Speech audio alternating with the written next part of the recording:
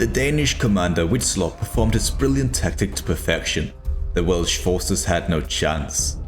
We took in the captives of the battle just to use them to finish off the last few survivors. With this new plot of land protected from British traitors, we repaired the damaged farmland and invested into wheat fields in the highlands to the north. Our assassin Sivad, who was crucial in our success, had also gained some vital experience in terms of how to execute his missions, of which there are plenty still to come. The royal household of both the heir and King of Denmark received quality items that would, over time, grant both more individual influence. This was a crucial thing as the last few years have been harsh in terms of the actual power of the crown and control over the other nobles. So with this initiative, the royal dynasty will slowly take back the dominion of Denmark. Also, as a reward for this tactical knowledge and service to the crown, Witzlow was promoted to Marshal, a fine honor that we hope will help against disloyal tendencies. We did also measure our chances with the new wife of the heir, who would try to secure the loyalty, and if that didn't work either, well, the king was on his way with his retinue of elite men-at-arms. Furthermore, we did call in another political favor to make sure our court had the best qualified individuals. Sadly, Agafia failed in her attempt to persuade Witzlow, which actually led to the further reduction in our control of Denmark. Can you believe that? Our measures to secure the country only made it worse. We are never lucky. At least by developing the marketplace in Copenhagen, we can make sure our already brilliant economy will stay strong. But sometimes God smiles upon us. Despite his young age, the harsh climate of Britannia took down Witzlow, one of our two political opponents. He was replaced by the prominent commander Gregors. Oh, and do you remember the whole pretender to the throne thing between England and the HRE from the last episode? Yeah, it happened again. However, this time it was for real. The second largest nation in the world has declared war upon one of the powerhouses of our century. This will give us plenty of time to get revenge on the Welsh, who by now have taken control of Ireland. As King Valdemar approached Carnarvon, he discovered a small garrison and a force bolstering their defenses. Surely they wouldn't pose a threat to us. But as we revealed the lack of any opposition in Dublin, our plan changed. First, we asked the Pope for 5,000 gold, which we accepted because we are pure servants of our faith. And with that, we began converting the marketplace of Hamburg into a library and making the place a large city. Second was to make landfall in front of Dublin, thus preparing for a siege. It wasn't overly complicated, but we did in fact lose control of our men, accidentally sacking the city before Valdemar arrived. Some believe it was Gregor's plan all along, causing the commanders to refer to him as the Mad, which I think is a bit harsh. Like, all he has ever done is win battles for our realm, nothing more. However, the rest of the world saw this sacking as a disgrace, as it happened against another Christian settlement that was undefended just to make things worse, granting King Valdemar the title the Terrible. To be honest, he actually received that title long before this, but I just didn't notice this until now. I mean, I guess another reason why Gregors might be called the Mad is due to him saying bzz bzz, bzz bzz noises all the time. Well, he can do what he wants. As a precaution for what is going on in Britannia, we have reinstated the honor of Baldur army and begun mustering Templar warriors that I can confirm will join us in England when the time comes. Just wanted you to know, as this project will consume quite a lot of our income, and I have a feeling that depending on how this siege of Carnarvon goes, we might need the Baldur army sooner rather than later. I don't know if it was all the libraries we've constructed or something, but it just feels like our nobles gained so much experience, like the heir is already level 3. He will be such a good king. To our surprise, the Welsh magically turned out to have an entire army appear from sea. Originally, we hoped for the Thor army to take the city by itself, but now we obviously required the King's Guard too. The reason we didn't want this to happen actually turned out to happen, because having both armies in Wales meant Dublin was unguarded. So as our enemies discovered this, they sent out a battalion to liberate the city, just to return afterwards. Now we were stuck in foreign lands, besieging a port settlement in the middle of winter.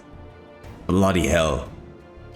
To make matters worse, the Prince Odd, who just came of age, turned out to be a major pain in the ass. His rebellious behavior caused nothing but trouble. We thought giving him position as governor might sort things out, but for that we had to fire Sivad, another disloyal nobleman. This was an initiative the citizens of Copenhagen actually didn't appreciate, but they will be quiet once the Baldur army garrisons there. So to solidify things, we knew we had to instigate a cure for this disloyalty within the royal court. But with that piece of politics completed, it was time to besiege Carnarvon. As grand and impressive this siege might seem to be, some unfortunate events occurred to complicate things. Well, from a strategic perspective it was almost too good to be true, but for the sake of vengeance and decisiveness it was a tragedy. As our two armies hastily closed in on the walls of Carnarvon, the defending reinforcements from the sea refused to make landfall, only watching the siege take place from afar. Some people blame corruption amongst the Welsh officers, but in reality it was just the storm that made it impossible to land. With half of the enemy army unable to participate, we easily scaled their walls. This vanguard force of ours then carved their way through the militia all the way over to the western gates. Here they held their ground long enough for them to make a path for our cavalry to storm through. As our own Templars looted and sacked their way towards the town square, we snatched control of the town and its inhabitants. This triggered the way for the dormant ships to land a few men outside the town, just for them to be met by our reserve forces. It was a swift, heroic victory. Despite the wish of the many, King Valdemar deemed it more favorable to subjugate the treacherous Welshmen. This will turn out to be a fatal mistake, but until then we continue to develop our technological research rate and muster more men for our Baldur army. Their presence will be needed, especially as we made the mistake of interfering in English affairs and assassinated the commander of the men in Britannia. Immediately, Henry the Builder, the ruler of the strongest nation in the world, retaliated by declaring war on us. And sadly, as I told you, the Principality of Wales saw this as an opportunity to break away from us. We did receive support from the Holy Roman Empire, but their strength ranking has been reduced drastically since the start of this story. Furthermore, our political situation was rather dubious. As Valdemar the Terrible tried to secure loyalty through the means of the blade and fear, it turned out to be the second son, who still showed signs of disloyalty. The 16-year-old Prince Odd was perhaps lonely, so we sought out a young bride for him to regain some form of happiness in his life. This was achieved through an agreement with the Margrave of Brandenburg. Later we would also seek out a new spouse for our heir of Denmark, as we have seen little to no results so far with his former Orthodox wife in terms of making future children for the crown. The English wasted no time in their advance upon our northern holdings. We traveled with great haste across the tides, hoping to reach Edinburgh before the enemy armies could. A challenge, as it was surprisingly difficult to land. Perhaps it was due to some technological issues. So was our thought process as we change back to our more civic matters, which now takes way less time to research, I might add.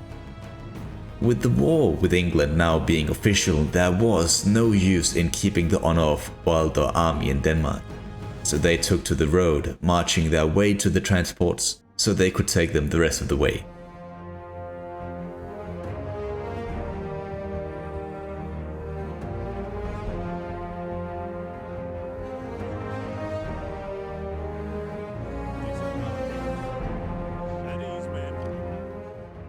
To our luck, the young ruler of the county of Flanders despised the thought of being at war with us, making them submit defeat and to admit that they have acted without care for their own people.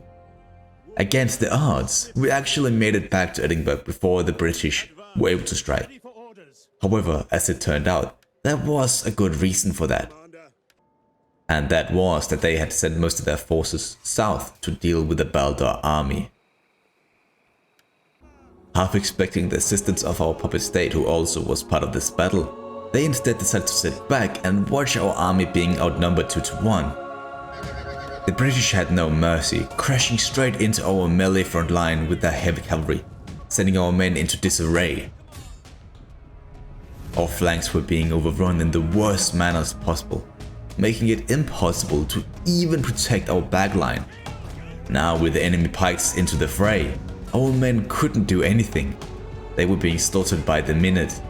It was only the commander of the army, Harold, who saw a glimpse of success on the field, rushing around to assist his troops. Still, a man like him couldn't be everywhere at once. Besides, he would eventually be caught out by the British spearmen, as well, falling in battle, same as the entire army. The honor of Balder suffered a catastrophic defeat by the hands of the English. Never did I ever expect this severe a loss to scorn the Danish military reputation. This was a major setback. Not only that, prior to this disastrous event, the King of Denmark ordered his heir to secure the loyalty of the young prince, Odd. Unfortunately, this took an unexpected turn for the worse. It left us with but one of two options. We could either castrate him, making him basically useless for our bloodline, or blind him. This was undoubtedly my hardest decision I've ever made in this game. Thinking for the better of the family, we chose to blind the prince, causing him to lose all sense of ability. Now he was good for nothing but breeding. But how foolish I was for expecting it to end there. In an act of revenge for his actions in this blinding, the heir, his own brother, was killed and found in a ditch. I was completely stunned by what just happened. A simple act of securing loyalty turned into the heir of Denmark dead, and the one to take that title as blind. Like, what the fuck? And just one last thing. The life of the king was also at risk here, as all three British armies, while this happened, attacked King Valdemar and his position.